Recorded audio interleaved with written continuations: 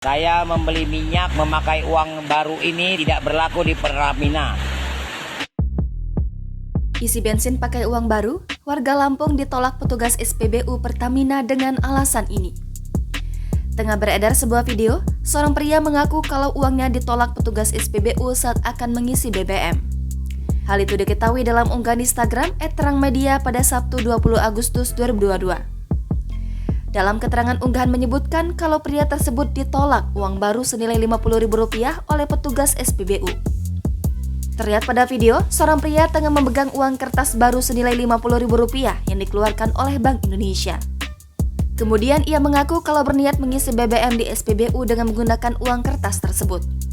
Namun, saat sampai di SPBU, petugas malah menolak uang tersebut dengan alasan kalau uang kertas Rp50.000 yang dikeluarkan oleh Bank Indonesia tidak berlaku di sana. Saya membeli minyak memakai uang ini di salah satu pom bensin, dikatakan uang ini tidak diterima.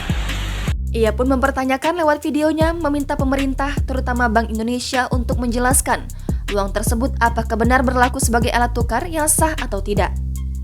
Diduga petugas SPBU ini tidak mengetahui kalau Bank Indonesia sudah mengeluarkan uang emisi 2022 yang kini sudah berlaku di wilayah Republik Indonesia.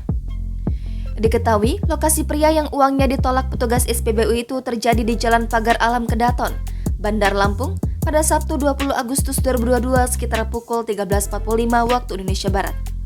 Video yang berdurasi 44 detik ini pun kini ramai ditanggapi oleh warganet.